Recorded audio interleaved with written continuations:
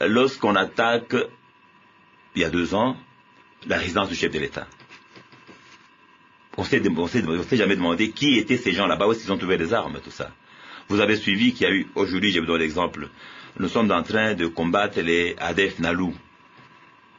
Ils sont combattus, mais quand ils sont arrivés occuper la ville de Kamango, on a retrouvé les mêmes visages qui étaient dans le M23. Madame, est-ce que vous allez comprendre ça? Les ADF Nalou, ce sont des gens qui combattent le régime de Museveni en Ouganda. Comment ils vont se mettre ensemble avec les M23 pour combattre qui finalement? Puisque Museveni soutient les M23, ou il les soutenait quand ils étaient encore en force.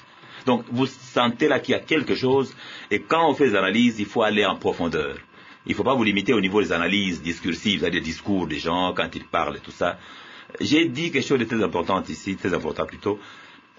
J'ai dit que le Katagatanga n'existait pas. Le Katagatanga, celui qui s'appelle Katagatanga, c'est Mamadi Urkaïnd, qui est arrêté. C'est ça son nom, son sobriquet, si vous voulez. Oui, voilà, ça vous l'avez déjà dit. Mais comment on peut comprendre que ces gens possèdent des armes, presque les mêmes armes que les FRDC, ils sont financés. Les gens veulent savoir qui sont derrière ces mouvements. Madame, là, je l'ai déjà dit, je crois, je sais, à Biwan, on m'avait invité pour le même type d'émission ici. Le problème est clair.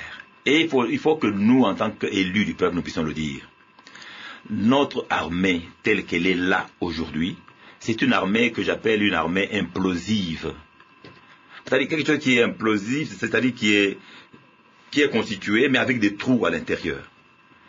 Cette implosion a été préparée depuis le brassage. Vous prenez des gens qui viennent de l'armée du gouvernement.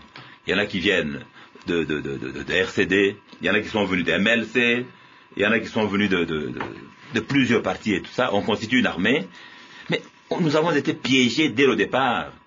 Et vous allez demander à cette armée-là, aujourd'hui, de combattre un ennemi commun. Nous avons un problème. Et c'est pourquoi nous nous battons même au niveau de l'Assemblée nationale, pour que cette armée soit réformée. Pour que les dirigeants de l'armée soient vraiment des dirigeants formés et acquis à la cause nationale. Ce sont ces gens-là qui sont en train de favoriser, on leur donne des armes, au lieu que ces armes aillent réellement aux éléments de l'FARDC et tout ça, non, on les donne aux ennemis. Donc ceux qui sont en train de tuer le pays sont à l'intérieur, je l'ai dit, et toute cette machine fonctionne avec toutes les instructions, c'est un arbre.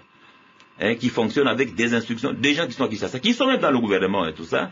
Donc des gens qui sont au pouvoir, des gens du régime en place. On a fait un gouvernement, vous voulez, qui comprend tout le monde. Est-ce que tout le monde regarde dans le même sens? Qui ne comprend pas l'opposition. C'est la majorité qui est au pouvoir. Attention, vous êtes à Kinshasa, vous pouvez occuper un poste là-bas, on n'a pas changé tout le monde. Il y en a qui sont ADG, il y en a qui sont DG là-bas, il y en a qui occupent plusieurs fonctions. Est-ce que tous ces gens, on sait les contrôler?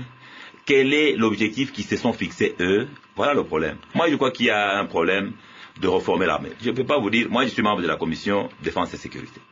Il y a des choses que je ne peux pas venir dire ici aux antennes.